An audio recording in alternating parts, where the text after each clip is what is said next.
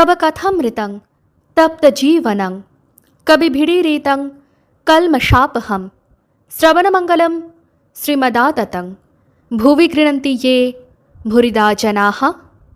শ্রী শ্রী রামকৃষ্ণ কথামৃত। ঠাকুর শ্রী রামকৃষ্ণ প্রহ্লাদ চরিত্রাভিনয় দর্শনে স্টার থিয়েটারে। তৃতীয় পরিচ্ছেদ, 1884, 14 ডিসেম্বর। শ্রীরামকৃষ্ণ গিরিশের প্রতি।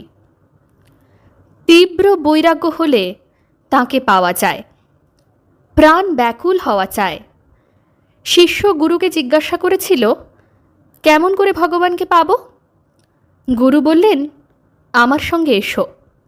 এই বলে একটা পুকুরে লয়ে গিয়ে তাকে চুবিয়ে ধরলেন। খানিক পরে জল থেকে উঠিয়ে আনলেন ও বললেন, তোমার জলের ভিতর কীরকম হয়েছিল? শিষ্য বললে, প্রাণ আটুপাটু করছিল, যেন প্রাণ যায়। গুরু বললেন, দেখো, এই রূপ ভগবানের জন্য যদি তোমার প্রাণ আটুপাটু করে তবেই তাকে লাভ করবে। তাই বলি, 3 টান একসঙ্গে হলে তবে তাকে লাভ করা যায়। বিষয়ীর বিষয়ের প্রতি টান, সতীর পতিতে টান, আর মায়ের সন্তানেতে টান। এই 3 ভালোবাসা একসঙ্গে করে যদি কেউ ভগবানকে দিতে পারে তাহলে তৎক্ষণাৎ সাক্ষাৎকার হয়। ডাক দেখি মন ডাকার মতো, কেমন শ্যামা থাকতে পারে? তেমন ব্যাকুল হয়ে ডাকতে পারলে তার যে দেখা দিতেই হবে। সেদিন তোমায় যা বললুম, ভক্তির মানে কি? না কায় মনোবাক্যে তাঁর ভজনা। কায় অর্থাৎ হাতের দ্বারা তাঁর পূজা ও সেবা, পায়ে তাঁর স্থানে যাওয়া, কানে তাঁর ভাগবত শোনা, নামগুণ কীর্তন শোনা, চক্ষে তাঁর বিগ্রহ দর্শন, মন অর্থাৎ সর্বদা তাঁর ধ্যান চিন্তা করা, তাঁর লীলা স্মরণ মনন করা, বাক্য অর্থাৎ তাঁর স্তব স্তুতি, তাঁর নামগুণ কীর্তন, এই সব করা। কলিতে নারদীয় ভক্তি, সর্বদা তাঁর নামগুণ কীর্তন করা। যাদের সময় নাই তারা যেন সন্ধ্যা সকালে হাততালি দিয়ে এক মনে হরি বল হরি বল বলে তাঁর ভজনা করে। ভক্তির আমিতে অহংকার হয় না, অজ্ঞান করে না, বরং ঈশ্বর লাভ করিয়ে দেয়। এ আমি আমির মধ্যে নয়। যেমন হিঞ্চে শাক শাকের মধ্যে নয়। অন্য শাকে অসুখ হয়, কিন্তু হিঞ্চে শাক খেলে পিত্ত নাশ হয়, উল্টে উপকার হয়। মিছরি মিষ্টের মধ্যে নয়। অন্য মিষ্ট খেলে অপকার হয়, মিছরি খেলে অম্বল নাশ হয়। নিষ্ঠার পর ভক্তি, ভক্তি পাকলে ভাব হয়, ভাব ঘনীভূত হলে মহাভাব হয়, সর্বশেষে প্রেম। প্রেম রজ্জুর স্বরূপ। প্রেম হলে ভক্তের কাছে ঈশ্বর বাঁধা পড়েন, আর পালাতে পারেন না। সামান্য জীবের ভাব পর্যন্ত হয়। ঈশ্বর কোটি না হলে মহাভাব প্রেম হয় না। চৈতন্যদেবের হয়েছিল। জ্ঞানযোগ কি? যে পথ দিয়ে স্বস্বরূপকে জানা যায়। ব্রহ্মই আমার স্বরূপ, এই বোধ। প্রহ্লাদ কখনো স্বস্বরূপে থাকতেন, কখনো দেখতেন আমি একটি তুমি একটি, তখন ভক্তিভাবে থাকতেন। হনুমান বলেছিল, রাম, কখনো দেখি তুমি পূর্ণ, আমি অংশ, কখনো দেখি তুমি প্রভু, আমি দাস।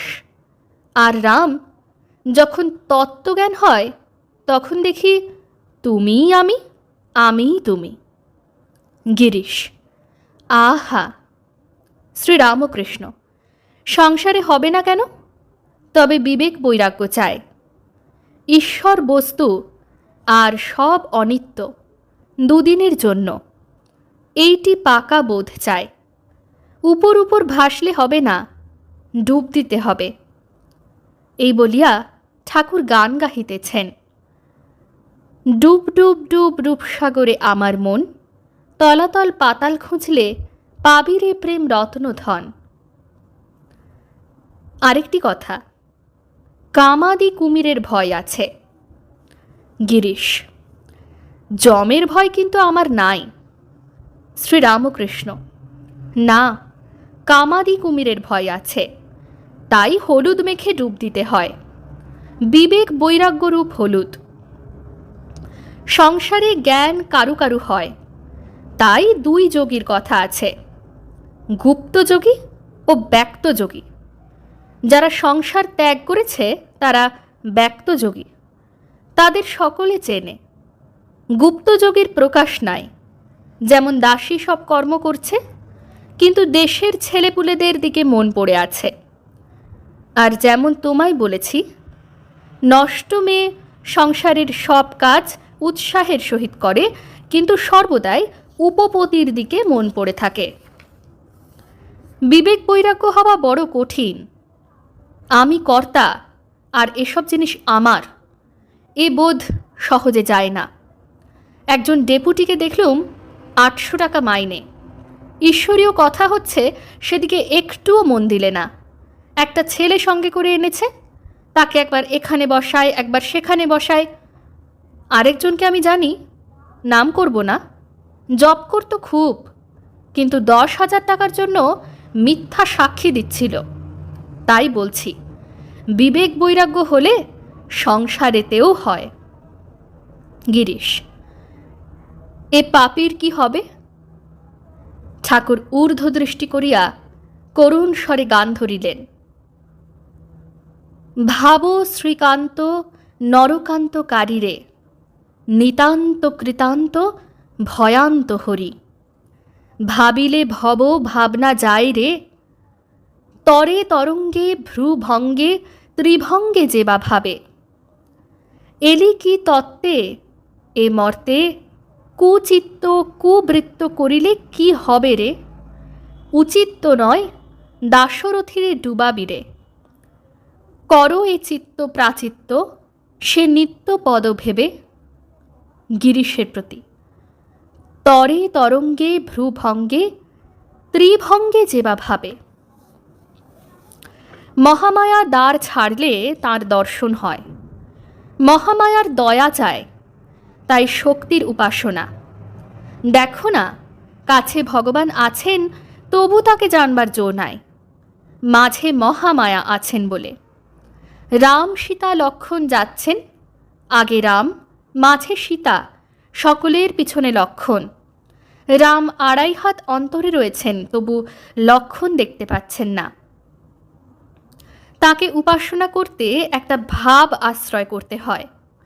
আমার 3 ভাব, সন্তান ভাব, দাসী ভাব আর সখী ভাব। দাসী ভাব সখী ভাবে অনেক দিন ছিলাম। তখন মেয়েদের মতো কাপড় গয়না ওড়না পরতুম। সন্তান ভাব খুব ভালো, বীর ভাব ভালো না। ন্যাড়া নেড়িদের, ভৈরব ভৈরবীদের বীর ভাব, অর্থাৎ প্রকৃতিকে স্ত্রী রূপে দেখা আর রমণের দ্বারা প্রসন্ন করা, এভাবে প্রায়ই পতন আছে। গিরিশ: আমার এক সময়ে ওই ভাব এসেছিল। ঠাকুর শ্রীরামকৃষ্ণ চিন্তিত হইয়া গিরিশকে দেখিতে লাগিলেন।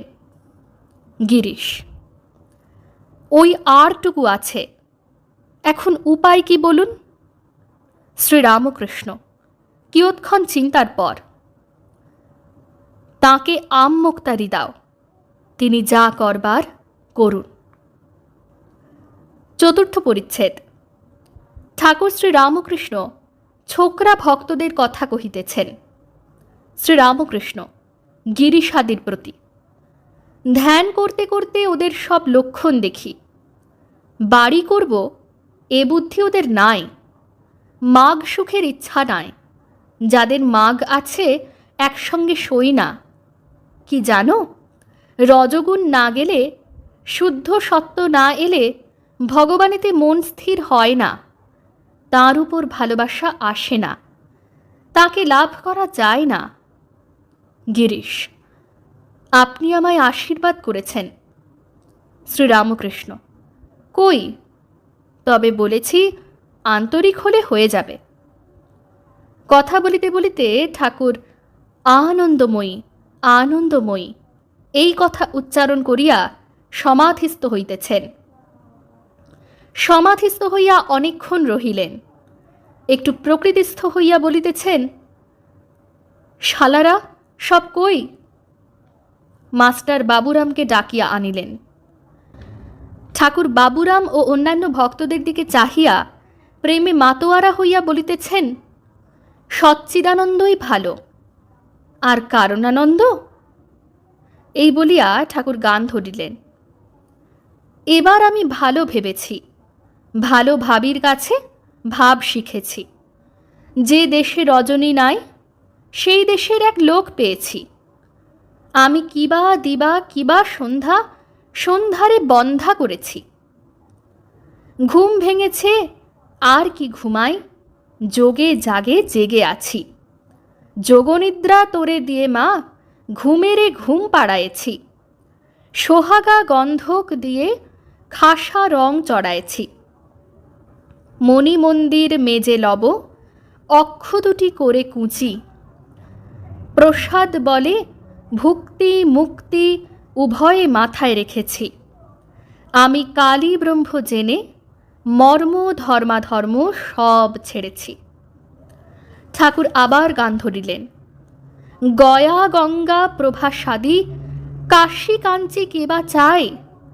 কালী কালী কালী বলে আমার অজপা যদি ফুরায়। ত্রিসন্ধ্যা যে বলে কালী, পূজা সন্ধ্যা সে কি চায়। সন্ধ্যা তার সন্ধানে ফেরে, কভু সন্ধি নাহি পায়। কালী নামের কত গুণ, কেবা জানতে পারে তাই। দেবাদিদেব মহাদেব, যার পঞ্চমুখে গুণ গায়। দান ব্রত যজ্ঞ আদি, আর কিছু না মনে লয়। মদনের যাগযজ্ঞ, ব্রহ্মময়ীর রাঙা পায়। আমি মার কাছে প্রার্থনা করতে করতে বলেছিলুম, মা, আর কিছু চাই না, আমায় শুদ্ধা ভক্তি দাও। গিরিশের শান্ত ভাব দেখিয়া ঠাকুর প্রসন্ন হইয়াছেন, আর বলিতেছেন, তোমার এই অবস্থাই ভালো, সহজ অবস্থাই উত্তম অবস্থা। ঠাকুর নাট্যালয়ের ম্যানেজারের ঘরে বসে আছেন। একজন আসিয়া বলিলেন, আপনি বিবাহ বিভ্রাট দেখবেন, এখন অভিনয় হচ্ছে। ঠাকুর গিরিশকে বলিতেছেন, এ কি করলে? প্রহ্লাদ চরিত্রের পর বিবাহ বিভ্রাট? আগে পায়েস মুন্ডি, তারপর শুক্তনি। অভিনয়ান্তে গিরিশের উপদেশে নটিরা ঠাকুরকে নমস্কার করিতে আসিয়াছে। তাহারা সকলে ভূমিষ্ঠ হইয়া নমস্কার করিল। ভক্তেরা কেহ দাঁড়াইয়া, কেহ বসিয়া দেখিতেছেন। তাহারা দেখিয়া অবাক যে উহাদের মধ্যে কেহ কেহ ঠাকুরের পায়ে হাত দিয়ে নমস্কার করিতেছে। পায়ে হাত দিবার সময় ঠাকুর বলিতেছেন, মা থাক থাক, মা থাক থাক। কথাগুলি করুণা মাখা। তাহারা নমস্কার করিয়া চলিয়া গেলে ঠাকুর ভক্তদের বলিতেছেন, সবই তিনি, এক এক রূপে। এইবার ঠাকুর গাড়িতে উঠিলেন। গিরিশাদি ভক্তেরা তাহার সঙ্গে সঙ্গে গমন করিয়া গাড়িতে তুলিয়া দিলেন। গাড়িতে উঠিতে উঠিতেই ঠাকুর গভীর সমাধি মধ্যে মগ্ন হইলেন। গাড়ির ভিতরে নারানাদি ভক্তেরা উঠিলেন। গাড়ি দক্ষিণেশ্বর অভিমুখে যাইতেছে।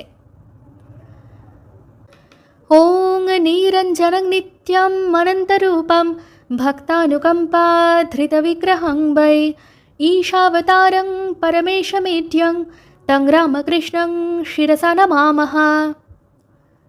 শ্রীরামকৃষ্ণ अर्पणमस्तु।